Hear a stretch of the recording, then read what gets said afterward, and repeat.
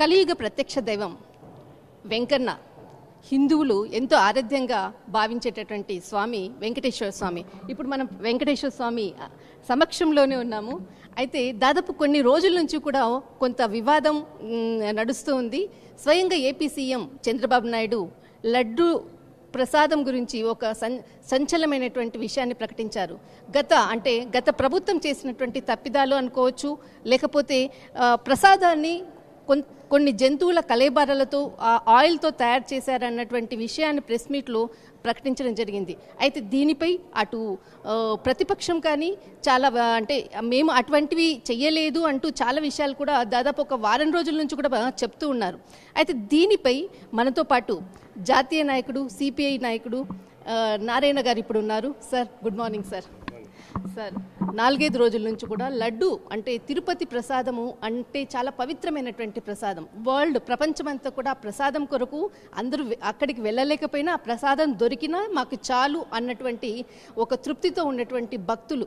అయితే ఈ ప్రసాదం జంతువులు కలేబరం సంబంధించిన ఆయిల్తో దీన్ని ప్రిపేర్ చేశారన్నటువంటి విషయాన్ని మొన్న సీఎం చంద్రబాబు నాయుడు గారు ప్రకటించిన తర్వాత ఈ వివాదం ఉన్నది.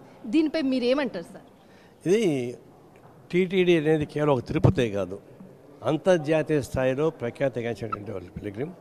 రోజుకు 1,00,000 మంది జనం వస్తూ ఉంటారు. తర్వాత 20,000 మంది ఉద్యోగులు పనిచేస్తున్నారు. దానికి ఆదాయం విపరీతంగా వస్తుంది. తర్వాత సెంటిమెంట్తో కూడుకున్నటువంటి పద్ధతుల్లో ఇది ఉంది.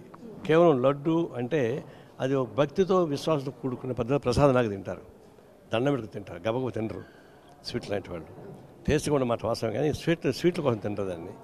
అలాంటప్పుడు దాన్ని విభూదో కుంకమైతే మొట్టు పెట్టుకొని పోతారు, కానీ అది లోపల తినేది. దానిలో కల్తీ నెయ్యితో తయారు చేసిన విషయం వచ్చేసింది, బయటకు వచ్చింది. దీనికేంటి, గతంలో పబ్లిక్ సెక్టార్లో ఉన్నటువంటి డైరీస్ నుంచి ఆవు నెయ్యి తీసుకునేవాళ్ళు. ఇప్పుడు వైసీపీ ప్రభుత్వం వచ్చిన తర్వాత ధర్మారెడ్డి లాంటి చరిత్రహీనుడు ఈవోగా కావడం, పవిత్ర దేవస్థానానికి చరిత్రహీనుడు ఈవోగా కావడం, అతను మొత్తం మార్చేసి ఇంటర్నేషనల్ కంపెనీకి ఇచ్చేసాడు. ఆ కంపెనీ వెనక్కి చర్య చూస్తారు, దానికి ఇంత విదేశాల నుంచి తెప్పించుకునేంత కల్తీ అంటే రకరకాల పద్ధతితో కల్తీ చేసి వస్తాయంటున్నారు. సైంటిఫిక్గా చేసి ఉండదు సేమ్, బట్ ప్యూర్ ఆవు నెయ్యి కాదని ల్యాబొరేటరీ వాళ్ళు రిపోర్ట్ ఇచ్చేశారు. ఎప్పుడైతే ల్యాబొరేటరీ వాళ్ళు ఇచ్చారో సహజంగా ఇప్పుడు రేపిస్ట్ని సన్యాసి అంటే ఒప్పుకుంటారా? అనేక తప్పుడు పనులు చేసేటువంటి ధర్మారెడ్డి ఏం చెప్పినా అనుమానపడతారు. ఆయన విషయంగా ఏదైనా మారిపోయింది. ఇప్పుడు ఏం కోరేదంటే, ఇప్పుడు ఏమంటున్నారు, భక్తులకి దెబ్బతీస్తానని చెప్పేసి ఒక వాదన, రాజకీయ ఎదురు దాడి అని ఇంకొక వాదన, రాజకీయ దాడి అని ఇంకొక వాదన. దీనిలో పడి దేవుడు నలిగిపోతాడు, పాపం అమాయకమైన దేవుడు నలిగిపోతున్నాడు. ఏం కోరేదంటే తక్షణం సుప్రీంకోర్టు. మీరేమనుకుంటారు సార్ దీనిపై వివాదానికి? దీనికి ఎటువంటి న్యాయం అంటే ఒక పరమైనటువంటి న్యాయం ఏ విధమైనటువంటి న్యాయం? అదే చెప్తాను, 2 పాయింట్లు నాకు ఉండేది. ఒకటి, ఈ రోజు నుంచి టీటీడీకి తెప్పించుకున్న నెయ్యి పబ్లిక్ సెక్టర్ నుంచి తెప్పించుకోవాలి, బయట పాతవంటి పక్కన పడేయండి, ఒక అగ్రిమెంట్ ఉంటే దాన్ని క్యాన్సిల్ చేసుకోండి.